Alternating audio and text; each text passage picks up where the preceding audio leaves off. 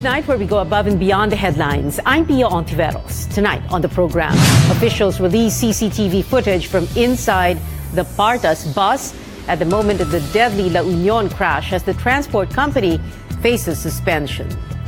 President Rodrigo Duterte has some advice for his son Pulong, who resigned as Davao Vice Mayor, and netizens take to the internet to celebrate the holiday season with memes.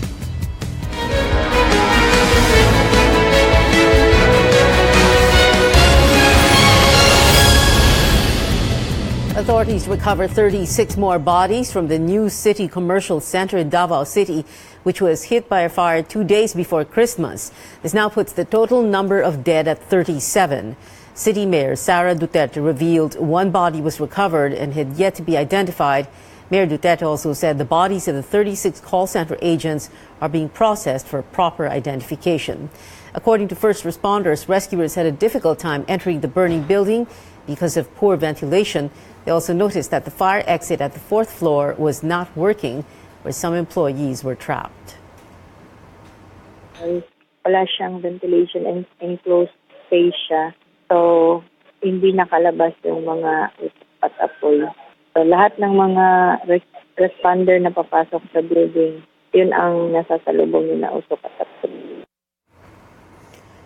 Relatives of those who died are grieving. Here's our interview with the sister of one of the victims. Mahirap po i-accept, pero syempre bilang ikaw yung kapamilya, hanggang hindi mo nakikita, mahirap pa rin paniwalaan na wala na. Hindi na tayo para manisin. Bahala na ang kung sino ang in charge doon sa case na yun. Andito kami para kunin siya. Na magpakita na siya para makasama na kami at maiuwi na namin siya. Magpakita ka na sa amin at uwi na tayo. President Rodrigo Duterte turned emotional while visiting the families of the fire victims. You're looking at pictures from the Presidential Communications Office. In an interview, the president promised the victims' relatives that the government will find out exactly what happened. He adds an investigation will reveal the truth on what led to the tragedy. Justice Secretary Vitaliano Aguirre also ordered a probe into the deadly fire. Here's the president in his own words. Death to me is a spiritual journey. So nobody can deal with it except no amount of kind words, consoling words. Sabi ko, it is always a spiritual journey between the mother, father, brother, sister. I told them to pray and ask the priest to pray a very short prayer. So, patapos ko ng salita, just to prepare them. Because there's really no sense in overdoing things. Kita naman ninyo. So you just prepare for yourself. President Duterte says he advised his son to do what is right, but he made it clear he did not suggest a resignation. Presidential son Paulo Duterte resigned as Davao City Vice Mayor on Christmas Day. His sister, Mayor Sara Duterte, confirmed the news to CNN Philippines. It is unclear why Paulo stepped down from his post. In a statement, he mentioned, quote, recent unfortunate events. These reportedly include his public squabble on social media with his daughter Isabel after a controversial photo shoot in Malacanang and his alleged involvement in the 6.4 billion peso shabu shipment from China. Paulo also said the value of delicadeza had been impressed upon him at a young age. Some lawmakers are reacting to Paulo Duterte's resignation. ACT Teachers representative Antonio Tino says, quote, removing himself from public office will not make questions on his alleged links to the Davao Group and the smuggled 6.4 billion peso shabu shipment go away. Senator Sani Trillanes questions the vice mayor's sincerity on the matter and says he's probably just preempting investigations against him by the ombudsman. Magdalo Representative Gary Alejano also says he respects Duterte's decision, but he says it will not erase the fact that the shabu issue had not been addressed. He adds it will not divert the fact the photo shoot of Paulo Duterte's daughter at Malacanang belied their claim of being poor and simple. And finally, he says it will not alleviate the suffering and death of the people of Davao and other places because of fire and flooding. Disaster management officials say more than 160 people were reported dead in the aftermath of Typhoon Vinta. More than 170 are missing. Officials are still validating information on the dead and missing people. NDRRMC spokesperson Mina Marasigan says Vinta was a learning experience not only for the victims but also for disaster management officials. We are not here to blame anyone or point fingers. We would like to move forward. We would like to see areas where we could further improve and ensure the support of our communities, especially for the call of evacuation. Workers are trying to restore power in areas hit by Vinta. Around 20,000 families are in evacuation centers, while more than 12,000 others are getting aid outside these facilities. 5 municipalities in the Zamboanga Peninsula are under a state of calamity in the aftermath of Typhoon Vinta, while in Cagayan de Oro City, around 1,000 volunteers are helping the city recover from the typhoon. Our Menchu Macapagal reports. Municipalities in the Zamboanga Peninsula, Siocon, Gutalak, Labason, Salog, Tambulig were placed under a state of calamity due to damage caused by Typhoon Vinta. These were among the most devastated areas affected by flash floods and landslides. Zamboanga del Norte reported 72 deaths from the typhoon, while scores remain missing. In Zamboanga, Sibugay, residents rescued in low-lying areas were also flooded inside evacuation centers. Authorities report over 17 million pesos worth of damage in agricultural lands in Zamboanga del Sur. In Dumaguete City, the Coast Guard canceled sea trips to Mindanao due to Typhoon Vinta, forcing some passengers to spend Christmas Eve at the Dumaguete City port. Sea vessel operations resumed on Monday following the exit of the typhoon. In Cagayan de Oro City, around 1,000 volunteers helped in the Mud Brigade cleanup, organized by the local government. Water supply in some barangays have yet to be restored. In Tacloban City, good news for the families of 11 fishermen reported missing for almost 2 weeks as they were rescued on Christmas Day. Their boat had capsized off eastern Samar due to bad weather. They were very weak when found and were immediately brought to the Domingo Casano Hospital in the town of Dolores. Menchu Macapagal, CNN Philippines. Pope Francis is praying for Filipinos in Mindanao devastated by Typhoon Vinta just before he was set to celebrate the Vigil Mass on Christmas Eve. The Pope noted that the typhoon caused numerous victims and much destruction. He prayed for the souls of the deceased and comfort for everyone suffering in the calamity. Francis also urged those gathered at St. Peter's Square to pray for Mindanao. Officials released security camera footage from inside the bus at the moment of the deadly La Union crash. And a day after Christmas, the New Year travel rush begins at bus terminals in Quezon City. Keep it here on Newsnight, where we go above and beyond the headlines.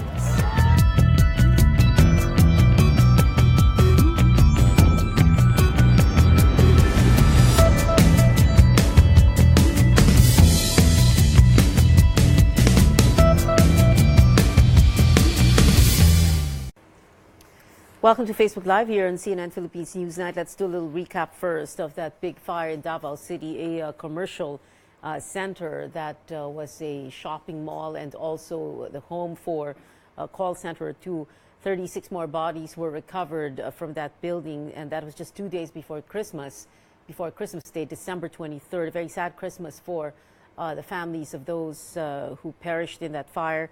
That means there are 37 now confirmed dead. The mayor, Sara Duterte, had confirmed that one body had been recovered earlier and had yet to be identified. President Duterte also visiting with the families of those victims. An investigation is still going on to find out exactly what happened and why these people were trapped inside that burning building. Speaking of President Duterte and Davao, of course, over the holidays, very big news that the vice mayor of Davao City, Paulo Duterte, the eldest son of the president, had decided to resign. He issued a statement where he said that this was because of delicadeza and recent events that had come up. No specific mentions about what these events were. However, in the last few days before Christmas, there was that very public spat between the vice mayor and his eldest daughter Isabel on social media. And also in recent months, allegations that the vice mayor was involved in this 6.4 billion peso shabu shipment that slipped through customs earlier this year in May. So the president, of course, saying that he had given some advice to Paulo Duterte, his son, saying in so many words that he should do what is right. However, the president saying that he never said that the vice mayor should resign from his post. In the next segment, we're going to be speaking to a La Union disaster official about that bus jeepney collision that happened in the early morning hours of Christmas Day, December 25. About 20 people were killed and about 26, 27 were injured. It is still, of course, under investigation as of this time. The LTFRB saying, threatening that they're going to be suspending the bus company if it is proven that it was the bus driver that was at fault here. Not very clear yet as to which vehicle was not in its proper lane, whether it was the bus that overtook or if it was the jeepney. But all the dead were on board that jeepney. Now, we'd like to greet first some of our viewers right now. Almar John Daganato saying Merry Christmas, CNN Philippines. Tommy Viray, watching from Saudi Arabia. Violet Pradilla Arana, who is in Los Angeles in California. Catherine Adlawon, who is watching from Hong Kong. Thank you very much for being with us here on Facebook Live. If you have any comments, you can comment down below. Or if you're on Twitter, tweet us, tag us at CNN Philippines.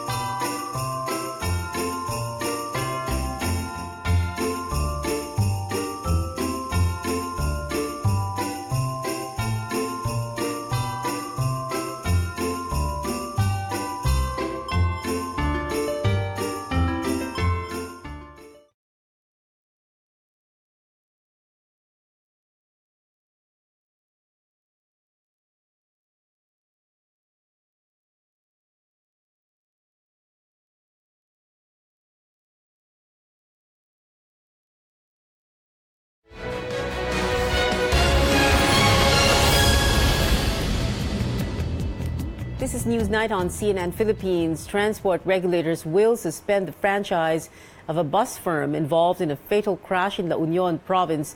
The LTFRB says Partas Bus failed to comply with regulatory requirements.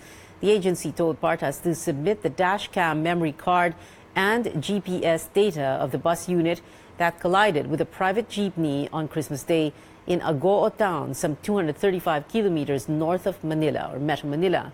The incident left 20 people dead and 26 others injured. 7 Parta buses are banned from flying the North Luzon route from Manila for a month pending an investigation. The preventive suspension order will be served tomorrow, and it will be effective immediately upon receipt by Partas of the same. As regarding when that is a 30-day preventive suspension order, when they will submit the dashcam footage, it will be for the decision of the board. Let's now go above and beyond the headlines with Diosdado Magpili, a municipal disaster management officer in Agoo, La Union. Magandang gabi po, sir. Magandang gabi, Pia. So can you share with us muna po, yung mga, di ba, 20 kasi yung namatay, tapos meron po tayong mga 26 na injured. Can you tell us a little bit more about them? Yung 20 na namatay ay puro magkakamag-anak. They're all relatives in one barangay. And as far as our record shows, there are only 24 injured in the hospital na hospital. Pero nakalabas na sila, marami nang nakalabas ngayon. Okay. Sir, yung 20 nakasakay po sa jeep. Sa jeep. Okay. Sa Sabi jeep. po ninyo magkakamag-anak itong mga to. So they ano po yung apelyido or We have Kabansag, Antolin, Cabradilla, almost the same na Okay. And pamilya. galing po sa isang barangay, ano pong barangay yon and ano pong bayan? Barangay Pilar, Bawang, La Union, sort of 30 kilometers from Agoo. Okay. At saan po sila papunta?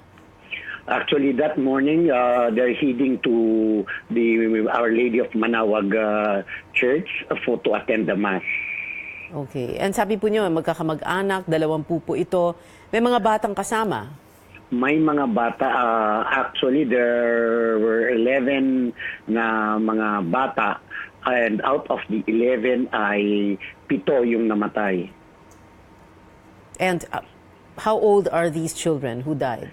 The youngest one is 5 months old and 7, 8, 13, mga ganun ng mga edad. At yung 24 po na injured, sa jeep din po ito or meron din po sa bus? Meron din sa bus. Yung 15 were treated at in a private hospital.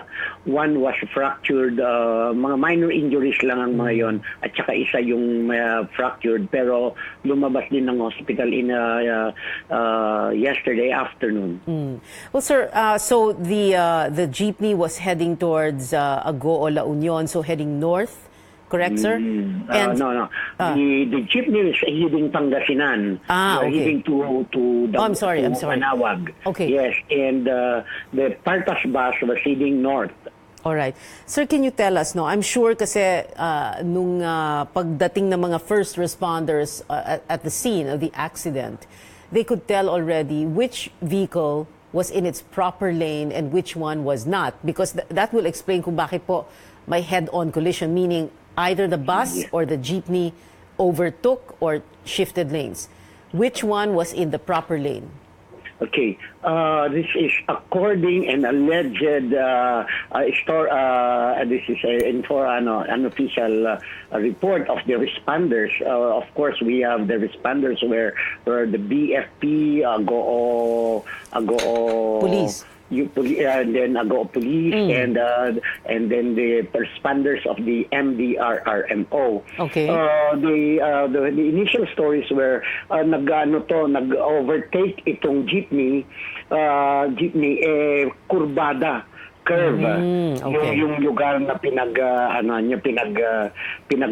overtaken niya, taking the lane of Partas. That's an official statement ng mga responders.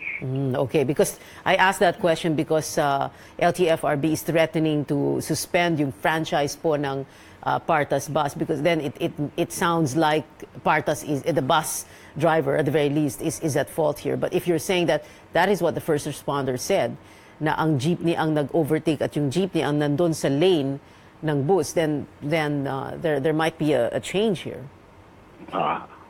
The reason why the police personnel of the Agoo PNP was asking a while ago to review the CCTV footage we have here at the MDRRMO, but we need to have an order first from the office of the mayor, from the municipal administrator, before they can review the. Okay. So meron din pong, very briefly lang po, sir, we have to go. Meron pong CCTV yung barangay mismo sa street. Meron.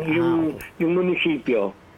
Okay. So yun ang pwedeng isumite sa LTFRB. Anyway, sir, thank you very much, sir, for joining us. Salamat po, sir. Thank you very much. You're watching Newsnight, where we go above and beyond the headlines. We'll find out how the country's transmission service provider aims to empower and improve the lives of the communities it serves. And netizens take to the internet to celebrate the holiday season with memes. More on that story when Newsnight returns.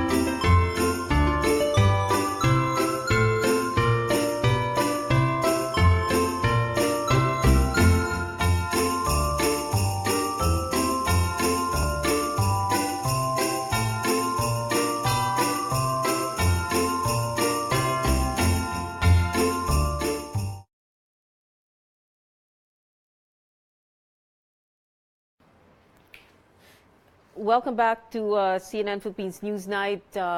Let's do a little recap first of the jeepney and bus collision in La Union that happened early Christmas morning, the very early hours of Christmas morning. We were speaking to the disaster official there in La Union. He was telling us that first responders to the scene of the accident, that means the police, fire, if I'm not mistaken, even municipal disaster officials who responded were saying that it was the jeepney that was in the lane of the Partas bus. And as a matter of fact, according to him, and we quote, kurbada yung pinangyarihan ng aksidente.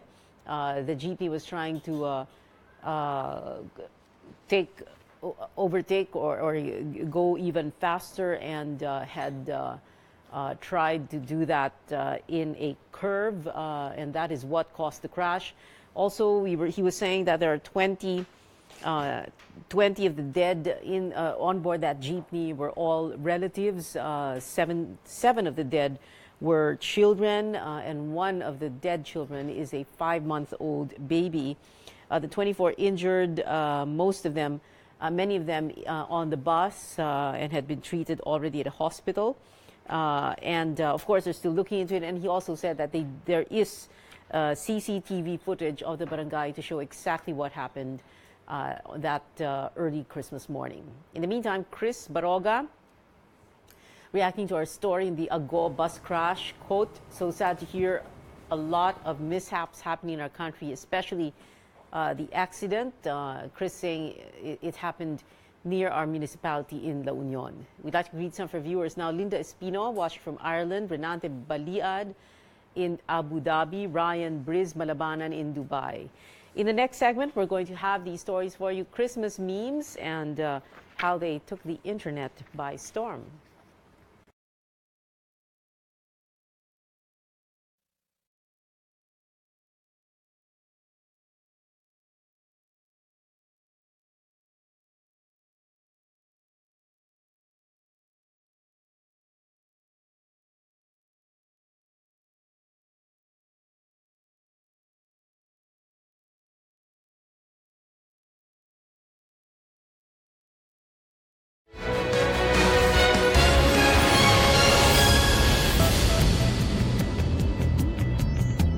This is Newsnight, where we go above and beyond the headlines. Welcome back. The National Grid Corporation of the Philippines, or NGCP, widely known as the country's transmission service provider.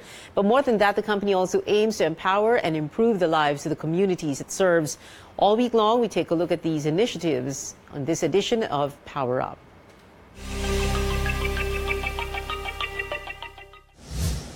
NGCP's advocacies are actually focused on 3 areas: community development, sustainable livelihood, and environmental stewardship.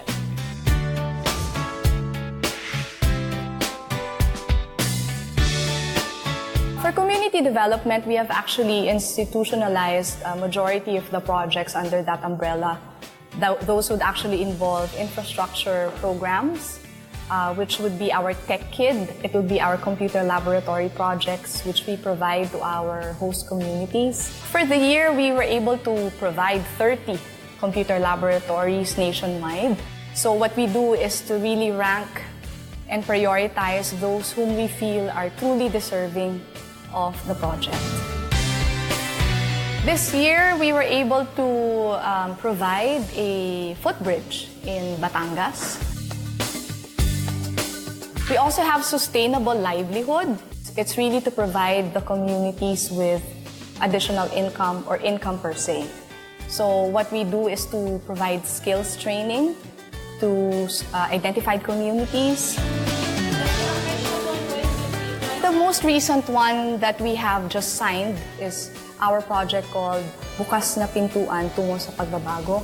It's actually our livelihood project for drug reformists. What we're doing is training them on scaffolding and pipe fitting, which is linked to construction, because we have learned that this is really the need in terms of employment in the area.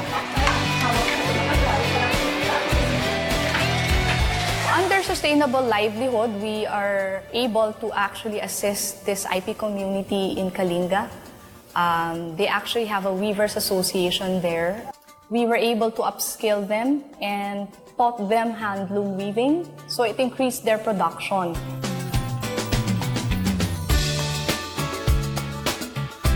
We have several under environmental stewardship. We have our disaster risk reduction training. So we are very proud because for this year alone, we were able to train 120 barangays. There's also our CARE project. CARE is actually our way to provide relief to calamity-stricken areas within a 48-hour time frame. And another one is what we call WINGS. It's our bird and wildlife conservation project. It's for them to appreciate and also protect the area where they live in. All of us need to have that responsibility in its protection.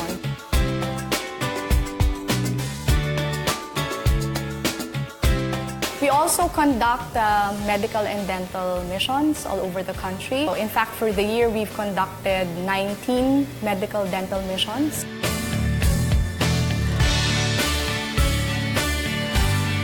CSR here is not taken as just part of public relations. CSR here is actually considered a core in the business. We are not just a transmission facility, we're also a contributor in the upliftment of the lives of the Filipino.